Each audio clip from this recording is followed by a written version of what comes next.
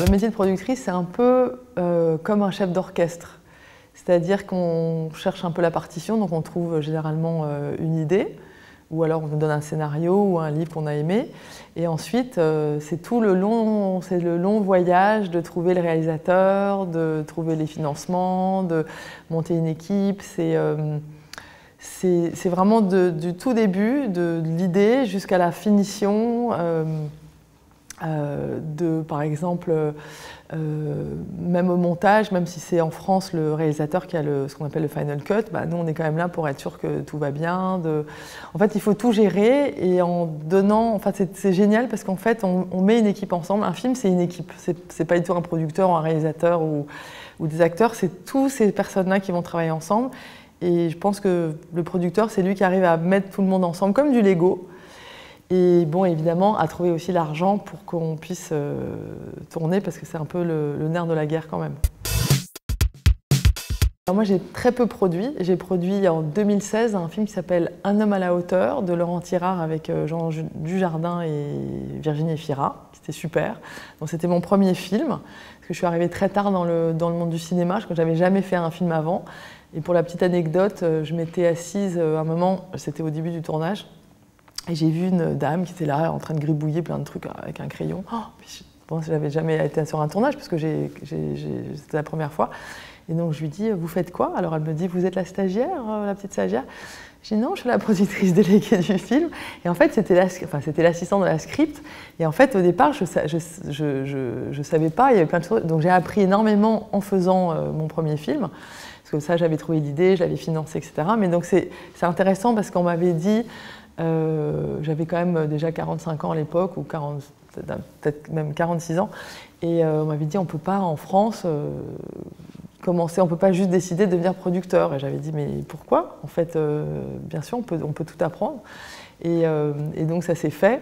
Et c'est vrai que j'ai beaucoup appris sur ce film-là. Ensuite, j'étais en productrice associée, j'ai développé un projet qui est sur Netflix qui s'appelle Banlieusard, de Leila Si et de Kerry James, où j'ai mis tout mon petit cœur dedans, parce que c'était un sujet qui me porte beaucoup à cœur sur la banlieue et sur surtout l'importance, non pas de montrer les problèmes de la banlieue, mais montrant à quel point on peut faire beaucoup de choses et qu'ils peuvent s'en sortir super bien et faire des choses magnifiques, et qu'il faut donner, en fait, il faut être dans le positivisme. Et je pense que le cinéma, c'est un des plus grands vecteurs de communication. C'est pour ça que je fais du cinéma, parce que je pense que c'est comme ça qu'on fait passer les messages. D'ailleurs, mon premier film, c'était en fait sur le problème de la différence. C'était un petit homme qui était tombé amoureux d'une femme d'une taille normale. Et en fait, c'était pour montrer que quoi qu'il arrive, même si l'amour peut tout oublier, que l'amour normalement est aveugle, mais en fait, c'est pas vrai, que c'est très compliqué avec le regard de la société, le regard des gens.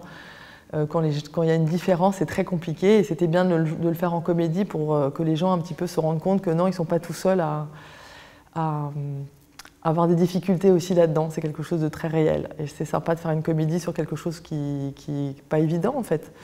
Et là, le film que je suis en train de terminer, qui est Eiffel, de Martin Bourboulon avec Romain Duris et Emma Mackey, et qui est je crois que c'est un des plus gros films européens de l'année. Et ça m'a pris presque 4 ans à faire, en fait, de A à Z. Je parle d'une première fois où il y a eu l'idée du premier scénario original de Caroline Bongrand jusqu'à aujourd'hui où on a loqué le mix vendredi dernier.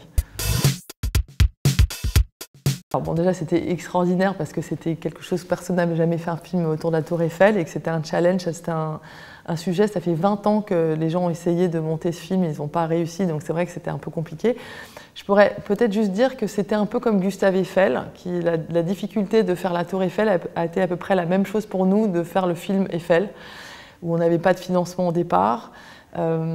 C'était très compliqué parce que c'est vrai qu'aujourd'hui, par exemple, un film historique qui n'est pas une comédie est très compliqué pour les chaînes de télévision. Par exemple, TF1 a beaucoup aimé le sujet, mais ils ont dit, nous, c'est le dimanche à 20h30, on ne met pas de film historique. France 2, France 3, ils avaient déjà pris 3 autres films historiques, donc il n'y avait plus pour la grille. Et on a eu beaucoup de chance parce qu'à M6, c'est pas du tout leur ADN. Ils ont tellement aimé le scénario qu'ils m'ont accompagné dessus, ce qui est extraordinaire parce que normalement, ils n'auraient jamais pris. Donc tout a été extrêmement compliqué. J'avais une actrice que j'adore, qui s'appelle Emma Mackey, donc qui a joué dans Sex Education, et qui avait en même temps un autre film. Donc en fait, on a eu un plan jusqu'à la dernière minute, on ne savait pas si on arrivait à faire, ça s'appelle un plan de travail, que le plan de travail, je ne sais pas si tout le monde est au courant de tout, mais pour le plan de travail, on n'avait pas de date, donc c'était très compliqué. En fait, ça a été de bout en bout une complication. Le scénario a été très long à finir. Il y a eu 7 en tout, il y a eu évidemment Caroline Bongrand qui a fait le scénario original, mais il y a eu quand même 7 scénaristes pour finaliser le scénario. Alors, le tournage par contre s'est passé incroyablement bien.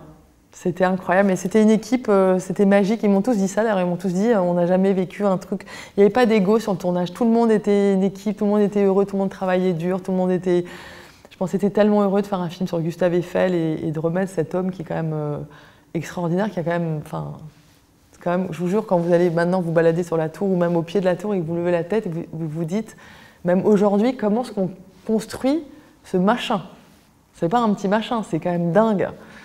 Et d'ailleurs, après que vous ayez vu le film, notre petit leitmotiv, c'est vous ne la verrez plus jamais comme avant.